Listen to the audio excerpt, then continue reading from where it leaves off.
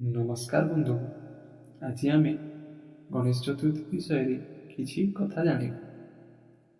ଗଣେଶ ଚତୁର୍ଥୀ ହେଉଛି ହିନ୍ଦୁ ଧର୍ମର ଏକ ଅତ୍ୟନ୍ତ ପବିତ୍ର ପର୍ବ। ଏହାକୁ ବିନାୟକ ଚତୁର୍ଥୀ କିମ୍ବା ବିନାୟକ ଚବିଶିମତୀ ମଧ୍ୟ କୁହାଯାଏ।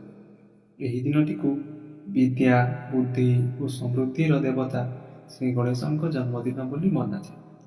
ଶ୍ରୀ ଗଣେଶଙ୍କୁ ବିଘ୍ନ ବିନାଶକ ବୋଲି କୁହାଯାଏ, କାରଣ ସେ ସମସ୍ତ ବାଧା ବିଘ୍ନକୁ ଦୂର କରନ୍ତି। କୌଣସି ଶୁଭ କାର୍ଯ୍ୟ ଆରମ୍ଭ କରିବା ପୂର୍ବରୁ ଗଣେଶଙ୍କ ପୂଜା କରିବାକୁ ପ୍ରଚଳିତ ଅଟେ। ଗଣେଶ ଚତୁର୍ଥୀ ଦିନେ ଲୋକମାନେ ଘରେ ଓ ମଣ୍ଡପରେ ମାଟିର ଗଣେଶ ମୂର୍ତ୍ତି ସ୍ଥାପନ କରନ୍ତି। ପୂଜା, ଭଜନ, କୀର୍ତ୍ତନ ଓ ଅନେକ ସାଂସ୍କୃତିକ କାର୍ଯ୍ୟକ୍ରମ ଆୟୋଜନ ହୁଏ। ଭକ୍ତମାନେ ଗଣେଶଙ୍କ ପ୍ରିୟ ଲଡୁ, ମୋଦକ ଓ ଅନେକ ପ୍ରସାଦ ଦେଇ ପୂଜା କରନ୍ତି। ଏହି ପର୍ବର ମୂଳ ବାର୍ତ୍ତା ହେଉଛି, ଭଗବାନ ଗଣେଶ ଆମକୁ ଶିକ୍ଷା ଦିଅନ୍ତି ଯେ ଜୀବନରେ ବିଦ୍ୟା, ବୁଦ୍ଧି, ଧୈର୍ଯ୍ୟ ଓ ବିନୟ ଥିଲେ ସମସ୍ତ ବିଘ୍ନକୁ ଜିତିପାରିବ।